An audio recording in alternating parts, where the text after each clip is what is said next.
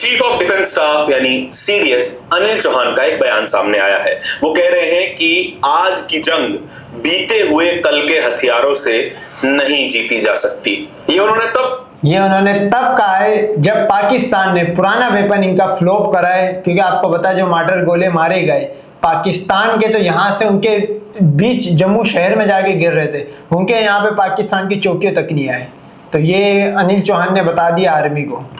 कहा जब वे दिल्ली में एक यूएवी पर चल रही वर्कशॉप में भाषण दे रहे थे, वे कह रहे थे कि ऑपरेशन सिंदूर में जिस तरीके से पाकिस्तान ने यूएवी, यूकैव्स और लॉइटरिंग एम्यूनिशन का इस्तेमाल किया, हालांकि वो तमाम यूएवीज न्यूट्रलाइज कर दिए गए। भाई अगर तो ये न्यूट्रलाइज कर दिए गए, कोई नुकसान नहीं हुआ, तो फिर अनिल चौहान से बड़ा इस दुनिया में लू का पट्टा कोई नहीं है। उसकी एक वजह है, अगर वो वेपन चल ही नहीं रहे, न्यूट्रलाइज हो रहे, तो फिर आप वो वेपन क्यों लेने जा रहे हो? आपके पास तो वेपन बहुत अच्छा है, आप तो कह रहे हो हमने हिट कर दिया, तो फिर आपको वही वेपन बढ़ाने चाहिए, ना कि आपको पाकिस्तान वाले वेपन लेने चाहिए। तो इसमें जो क्रोनोलॉजी है, वो जो समझदार है वो तो समझ जाएगा कि क्या मामलात हुए। यूएवी से हमारी किसी भी मिलिट्री या फिर सिविल इंफ्रास्ट्रक्चर को कोई नुकसान नहीं पहुंचा, लेकिन तब भी इतने नकारा वेपन फिर लेने के क्यों बोल रहा अनिल चौहान? अगर तो इतने बकवास वेपन है आज की टेक्नोलॉजी, तो फिर ये क्यों बोल रहा है? हमें अपनी टेक्नोलॉजी को और बेहतर करने की जरूरत है। वे क्या कह रहे हैं, विस्तार से आपको ये बयान भाई 10 मई के बाद ऐसा क्या हुआ? फॉरेन पॉलिसी वो बेहतर करने की जरूरत है, आर्मी में सामान जो है इक्विपमेंट वो बेहतर करने की जरूरत है, ड्रोन बेहतर करने की जरूरत है, एयर जेट जो फाइटर जेट थे वो बेहतर करने की जरूरत है। तो ये बेहतर करने की जरूरत 10 मई के बाद ही क्यों स्टार्ट हुई है? तो ये आप समझ सकते हो कि ये किसने इनकी आंखें खोली है। आते हैं, सुनवाते हैं और इसका हिंदी तर्जुमा आपको बताऊंगा। हिंदुस्तान टाइम्स में 16 जुलाई को छपे एक आर्टिकल की हेडलाइन है, we can't win today's warfare with yesterday's weapon system. आज की जंग बीते हुए कल के हथियारों से नहीं जीती जा सकती। पूरा बयान क्या था ये आपको विस्तार से बताते हैं। वे कहते हैं, dependency on imported technology weakens our preparedness. आयात की हुई तकनीक पर ज्यादा निर्भर रहना भारत की सामरिक शक्ति को थोड़ा कमजोर कर देता है, या फिर उनकी तैयार रहने की ताकत को थोड़ा कमजोर करता है, क्योंकि भारत को इस वक्त अपनी ज्यादातर रक्षा जरूरतों के लिए विदेश की ओर देखना पड़ता है, या फिर बड़े बड़े। अब मैं आपको बताऊं, ये बात ये एक कलुआ राम की पोटर कॉपी ये क्यों बोल रहा है? उसकी एक वजह है, रशिया ने S-400 जो इनको देना था, अभी वैसे ये लेना भी नहीं चाहते, S-500 की तरफ जा रहे, तो उसने उसकी डिले कर दिया। तेजाज आज 30-35 साल हो गए, वो उड़ के नहीं दे रहा, उसमें इंजन नहीं लग पाया, क्योंकि वो अमेरिका पैसे ले लिए, इंजन देने को तैयार नहीं है। अभी जंग लगी थी, इनके ड्रोन तो खत्म हो गए थे, क्योंकि पाकिस्तान के पास तो 1.5 लाख के करीब ड्रोन थे। 50,000 तुर्की ने दिए, 1 लाख इसने चाइना ने दिए, तो इनको मिलना बंद होगा, क्योंकि वो जिन कंट्री से ये रहते थे वो खुद 3-3 साल से हालात जंग में, रशिया वो हालात जंग में बैठा हुआ है, इजराइल वो हालात जंग में, तो उनकी प्रोडक्शन डिले हो गई, तो इनका तो हो गया था काम। तो ये इस वजह से कह रहे कि अब अपने बनाओ अपने, ये आपको पता समोसे और पकौड़े के अलावा कुछ नहीं बना सकते। वेपन डेवलपर्स की तरफ देखना पड़ता है, अमेरिका जैसे, रूस जैसे, इजराइल जैसे, फ्रांस जैसे देशों की तरफ देखना पड़ता है, जब जब हमें अपनी टेक्नोलॉजी को, अपनी रक्षा शक्ति को और बेहतर करना पड़ता है।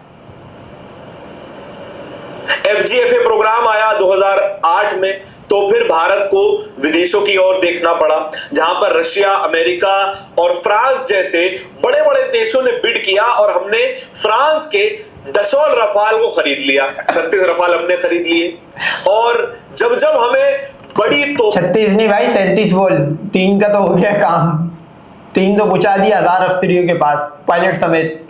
तो की बड़े टैंकों की जरूरत पड़ती है, तब हमें विदेशों की ओर देखना पड़ता था। भारत में मौजूद इस वक्त T-90 भीष्मा टैंक एक रूसी ओरिजिन का टैंक है। जो कि रशिया से हमने इंपोर्ट किया है, हालांकि हम यहां पर उसका लाइसेंस प्रोडक्शन करते हैं। उसी तरफ इशारा करते हुए अनिल चौहान कह रहे हैं कि विदेशों पर डिपेंडेंसी हमें कमजोर कर देती है, कमजोर कर देती है। While operation Sindoor, General Chaudhary said Pakistan deployed both unmanned drones and loitering munitions across the borders. Pakistan ने अनमैन्ड ड्रोन्स और लॉइटरिंग म्यूनिशन भारत की सीमा के पूरी सीमा पर तैनात किए हुए थे। हालांकि एक भी ऐसा ड्रोन पाकिस्तान का नहीं था जिसे हम गिरा न पाए हो। सभी भाई बात यह है कि ड्रोन जो उस टाइम चल रहे थे वो पेलोड के बिना थे, यानी कि बिना बारूद के वो जा रहे थे। 5 से 6 तो सिर्फ पंजाब से वीडियोस आ गई कि जाके हिट हुए जगहों पे गिरे पाकिस्तानी ड्रोन। अब बात यह है कि अगर इतने घटिया ड्रोन या पाकिस्तान के जो ये ड्रोन सिस्टम थे इतने बकवास थे, मैं अभी सरेंडर की बात पे आ ही नहीं रहा कि इंडिया ने सरेंडर क्यों करा, तो आप उस टेक्नोलॉजी पे जा ही क्यों रहे हो जिस टेक्नोलॉजी का कोई फायदा ही नहीं है, और अपनी जो वेपन जो इनका पड़ा हुआ था उसको नकारा क्यों बोल रहे हो? वो आप और मैं तो समझ सकते हैं, लेकिन एक गाय का मूत्र पीने वाला नहीं समझ सकता। को निस्तनाबूद कर दिया गया, लेकिन ये कोई शांत हो जाने वाली स्थिति नहीं है। हमको इस पूरी स्थिति को गंभीरता से देखना चाहिए और खुद की टेक्नोलॉजी डेवलप करने के लिए ध्यान देना चाहिए। लेकिन क्या अनिल चौहान केवल इतना ही क्या? अबे नाले से गैस बनाने वाला तुम्हारा वो प्रेसिडेंट मोदी, वो बोलता है मैं नाले से गैस बनाऊंगा। ऐसे तो तुम लोग हो गोबर की लेप से रेडिएशन से बचने वाले, गाय के मुंह से कैंसर का इलाज करने वाले, तुम लोग बनाओगे अपने ड्रोन और तुम बनाओगे अपने मिसाइल। अनिल चौहान कह रहे हैं कि इस वक्त जो हमारे पास टेक्नोलॉजी है वो बीते हुए कल की तकनीक है, बीते हुए कल की तकनीक। पाकिस्तान ने विदेश मंत्री तो छोड़ो, इनके पुराने वेपन भी नकारा कर दिए। तो ये आप समझ सकते हो कि पाकिस्तान ने 22 मई से 10 मई तक जो इनके साथ कराए, इनको कितने साल पीछे कर दिया। लेकिन कब तक हम इस बीते हुए कल की तकनीक के सहारे एक ताकतवर देश बने रह पाएंगे, जबकि हमारा दुश्मन देश, हमारा एडवर्सरी टर्की से ड्रोन्स खरीद रहा है, अजरबैजान से अलग अलग तरीके के हथियार। भाई साहब बॉयकॉट तो टर्की हो चुका, टर्की तो आपको देगा नहीं। अच्छा मैं आपको बता देता हूं, बॉयकॉट टर्की की वजह से वेपन नहीं, टर्की ने 2024 के अंदर इंडिया पे बैन लगा दिया, किसी किस्म का टर्की अपना वेपन इंडिया को नहीं बेचेगा। ये 2024 की न्यूज है। की डील कर रहा है और खुद को और मजबूत करता हुआ चला जा रहा है, लेकिन आज भी हम अपनी ड्रोन टेक्नोलॉजी को उतना बेहतर नहीं कर पाए हैं कि वे टर्की के 2-2 लाख रुपए के ड्रोन्स का सामना कर सकें।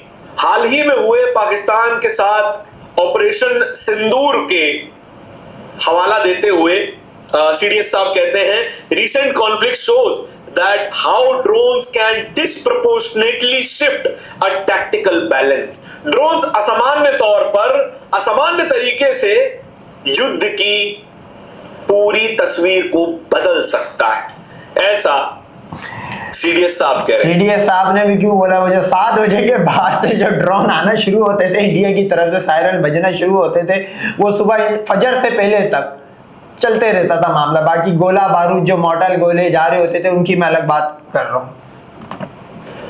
और उस ड्रोन तकनीक में भारत आज कहीं पीछे खड़ा है। ड्रोन्स पर ही नई दिल्ली में ये वर्कशॉप चल रही थी, जहां पर सीडीएस साहब कह रहे हैं कि हमें भारत को ड्रोन टेक्नोलॉजी पर बहुत ज्यादा ध्यान देने की जरूरत है। एक एग्जांपल हम रशिया यूक्रेन वॉर से भी ले सकते हैं। रशिया एक महाशक्ति जिसके पास अपार गोला बारूद है, अपार जहाज है, अपार ताकत है, लेकिन उस रशिया पर भी एक दमदार अटैक करा उस देश ने। क्या बात है, सारे हिंदू पूरी जिंदगी क्या सीखते रहेंगे क्या? एक तबका बोलता है इजराइल से सीखो, एक तबका बोलता है यूएसए से सीखो, एक तबका बोलता है चाइना से सीखो, एक तबका बोलता है रशिया से सीखो। ये पूरी जिंदगी सीखते ही रह जाएंगे भाई। ये बनाना इन्होंने, फिर वही समोसे और पकौड़े ही बनाने इन्होंने। जो कि 3 सालों से युद्ध झेल रहा है, जिसका इंफ्रास्ट्रक्चर बर्बाद हो गया है, लेकिन फिर भी उसने अपना ड्रोन प्रोडक्शन तुमसे तो 1000 गुना बेटर है भाई, 4 दिन में सरेंडर करके तो नहीं भागा। गुना से बढ़ा दिया। अपनी ड्रोन टेक्नोलॉजी इतनी बेहतर कर दी कि रशिया में घुसकर कई हजार किलोमीटर अंदर जाकर अपने ड्रोन से रशिया के बड़े बड़े बॉम्बर्स को निस्तनाबूद कर दिया। अगर यूक्रेन युद्ध झेलते हुए ये सब कर सकता है तो भारत क्यों नहीं कर सकता? ये सबसे बड़ा सवाल है और क्या सरकार इस पर ध्यान नहीं दे रही है?